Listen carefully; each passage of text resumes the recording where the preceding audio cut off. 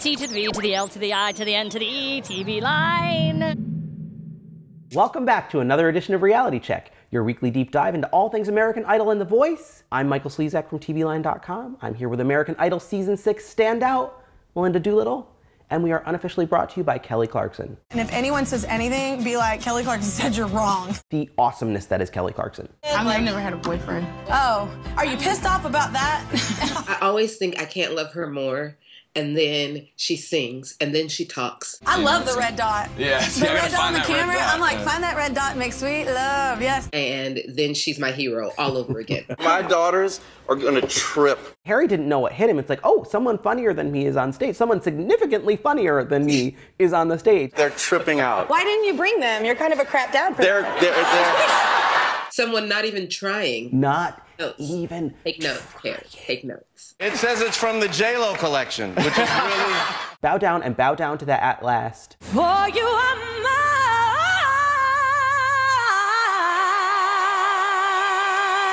I want to throw all the shoes. I want to be like, sing heifer. I want to walk up to her and punch her in the face in the best way possible. Look, I'm sorry. Because she just makes me sick that it's that easy for her.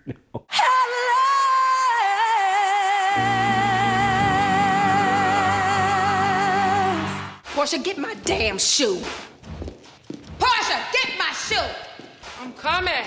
Anyway, we have to talk about Kelly Clarkson week on American Idol. Miss on her own, Miss almost grown. I'm gonna go out on a limb. I think you're gonna disagree with me, but I have to give number one for this week to Joey Cook. By keeping her heart protected, she never ever feel rejected. Normally, anyone covering Miss Independent, I would be like, that one? But the minute I heard Joey was doing it, it was like, I can hear this. It could really be great. And then I think it was everything I wanted it to be and more. Little Miss Apprehensive said, ooh, she fell in love. The amount of tension that she brought to the verse and then the release on the chorus. What happened to Miss Independent? No more than needs to be defensive. She looked amazing. Purple hair and a red dress shouldn't work. She looked gorgeous. She sounded amazing. If they hadn't placed the mic like right here, like in a Bane style situation, it would have been perfection. The old school mics, the speaker that you're singing into is right in the middle of the mic, so it definitely covers your face when you sing into it. When you see all of these old school singers with that kind of mic and it's down, it's because they needed to take a picture, but not because they can actually sing into it and get sound. So what she did was actually correct for making it sound great, but it did not create the best picture. They could have moved the camera though. They should have. Gone from the side. It was just so confounding, but didn't she sound freaking amazing? When Miss Independence walked away. She was impeccable. I loved what she did. I understand why she's your number one. She was my number two, so I'm not mad at that at all. And it was a close second. Right. So we're talking apples and oranges possibly here. Can I ask you though? yes. Harry Connick Jr. Oh God. What the hell was he talking about? The only thing I would wish is that you wouldn't have treated the jazz elements of that song as such a novelty. You don't need to present jazz in this old-fashioned blah, blah, blah, blah, blah. Did it look a little maybe throwback? Sure, but I thought there was something very modern. You know, she has purple hair. Like ladies of a certain era were not rocking the purple hair. What does he want from her? And what was his problem with that? He is in a struggle to make sure that everyone knows that what he does is current. Jazz is as modern as any other kind of music. But you can't tell this girl not to be film noir because she just is. I wish that you had presented it not like something out of a film noir movie. Have you seen every other week that she's been on that show? Right. Like, did you forget about 80s Week when she was in full costume? It's what she does. It's how she presents it. She would wear that dress and use that mic. She did it when she sang Fancy. You sure want a bad chick like this? Drop it low, pick it up just like this. You've seen Harry Connick Jr. recently in concert. Was he wearing jeans and an Adam Levine t-shirt, or was he decked out? Man was in a full suit, which is very old school for anybody on stage, but he nailed it, and it was just as current as anything else for me. So I need him to let that go. It's 2015, and it's okay to sing jazz without... No more talk. All right, Melinda, so I've got Joey at number 1. Who's your number 1? And I think, let me just say, you were giving me a little grief on Twitter because I gave out some B+s in my written recap, and I think people thought you were maddest about Clark and the grade I gave him, but it's not true. You were madder about somebody else. I was not happy with Clark being in the B family. However, the fact that you gave Rayvon Owen a B+, I can't even, it blows my mind. That vocal.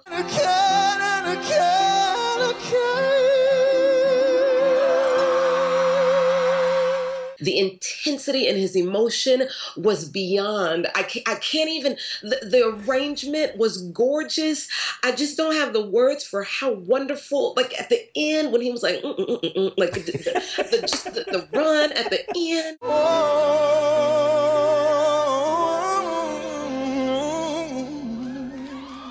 So he's your number 1 for the week.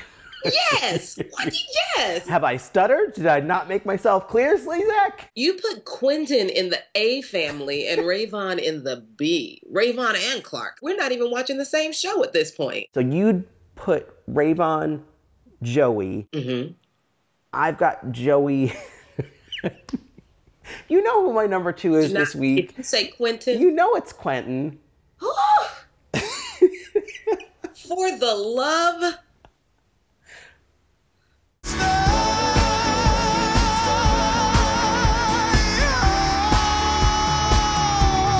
Here's the thing. Last week, I took a sip of the Quentin Kool-Aid. I thought you were going to say, here's the thing. We started out friends. Even if I try to push you out, will you return? I took a sip of the Quentin Kool-Aid, but I cannot drink the cup. I can't do it. Don't run away, don't run away. Just tell me that you will stay. The arrangement was glorious. It was absolutely glorious. And I love that about Quentin. I love how he comes up with these just crazy arrangements and that they're so ethereal and awesome. And if he could match the technicality to the arrangement, this is the one time that I agreed with Harry this time. How great do you want to be? Do you want to be great? Then you need to spend time on the technical part. I feel like he would win hands down if he were able to match his vocals. But you cannot say Mr. A-. You cannot say that he hit all those notes. You said that his pitch was on and all that kind of stuff. I need you to go back. I did go back. I took him down from an A to an A- because there were some hinky notes in there. I don't know what it is with Quentin. I mean, he makes me feel all the feelings at once. I hate that expression, makes me feel all the feelings, and yet he does. Now I know what that means. You portray everything without even trying with your eyes. I don't know what it is about you, but yeah, it's really nice. We've talked about Joey, Miss Independent, and Rayvon and Quentin. I feel like there are 2 people who sort of complete this front runner pack, and that's Jax and Clark. and if I could hold on to the tears and the laughter. She showed that she's got power in her voice as well as like lilt and feeling. Baby, hold me tight. It wasn't a perfect vocal, but it was a damn good one. I loved the arrangement. I hear that was courtesy of Michael Orland, so thank you, Michael. Love that arrangement.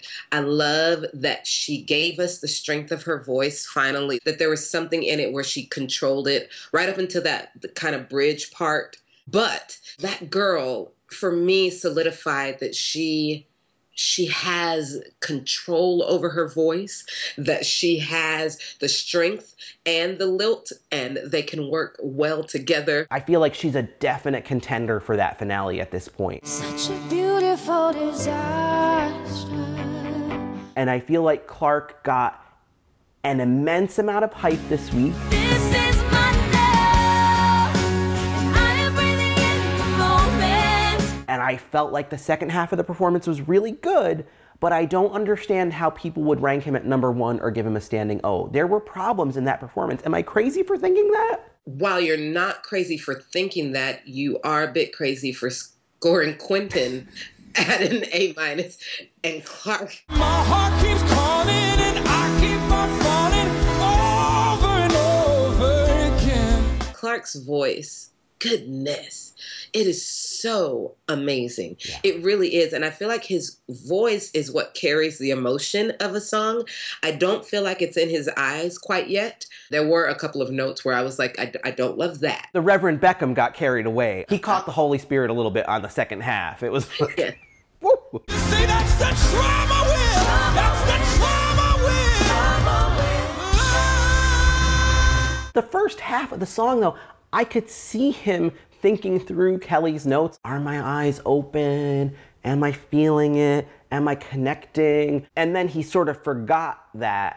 You could actually see the switch because he sort of shook his head and then got into it. Every time I turn around, I think I've got it all figured out. Your performance is only 90 seconds, so I'm gonna need the full 90 to be here, not here. And so when people yell at me and say, you gave Clark a B+, it wasn't unwarranted. I stand by the B+.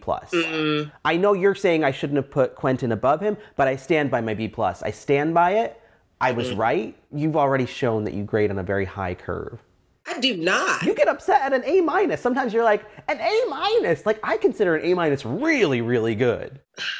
I mean, if we're putting You're My Funny Valentine at A+,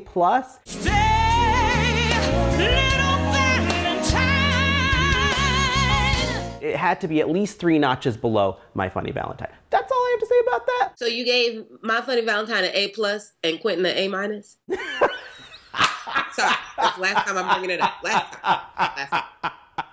You know what? I know you don't have a mic, but drop the mic and go. We're done. I'm out.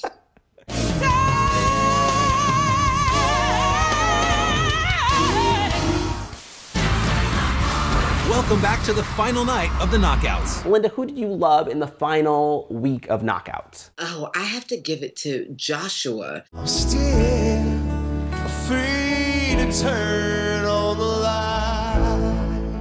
A little bit older, just got that guitar and just... He has eyes like a husky dog, like a sexy husky dog. Yes! He's in the arms of a woman. It's a little bit cold out still, even though we're in springtime, and it's like, oh, here's a blanket. The blanket of his voice, and you're like, I'm good now. Everything's good. Get me a hot toddy and some carbs, and I'm ready. I mean, I love, love, love him. And to me, a close second is Tanya Boyd Cannon. She's what I call a flat-footed singer. And what I mean by that is the kind of singer that doesn't have to put that much effort in it. It just happens. The notes just pop out. She's not even really trying. She's just sitting so deep in the pocket just because she is. Somebody to do I Wish like that and to make Pharrell hoop just because you said do do do do do do do do do do.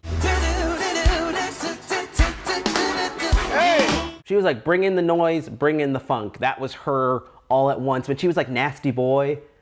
Ooh! Writing something nasty on the wall, you nasty boy. I also loved Joshua's competitor in the Knockouts, that Lexi Davila. In the hands of Christina Aguilera. I feel like she's about to beast it this season. That run, it was like Godzilla rising from the water. Powerful. I'm always excited when Godzilla comes out of the water. You know, I know he's supposed to be the enemy in all the movies, but that's the best part of the movie when Godzilla's like, and that run was Godzilla. The same with India to me. What do I do now? They both had those runs that led to a huge note that just made you want to come out of your seat.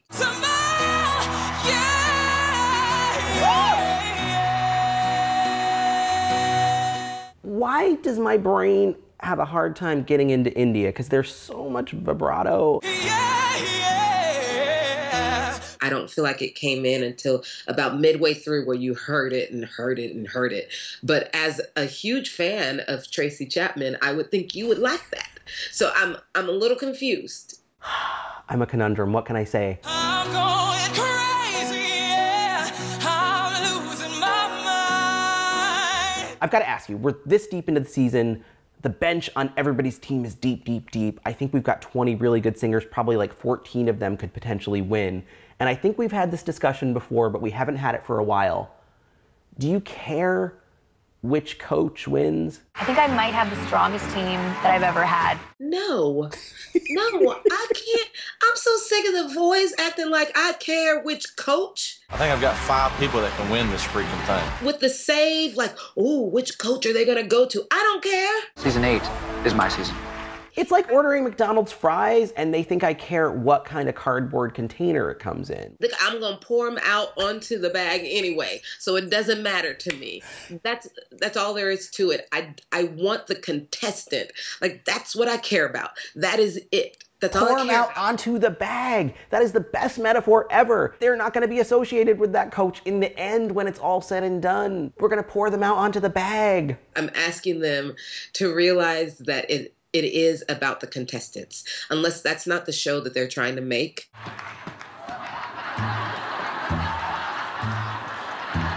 Through their own sheer force of awesomeness, the contestants make it about themselves, but the show is steadfast in its belief that we care about the container. We do not. No more talk.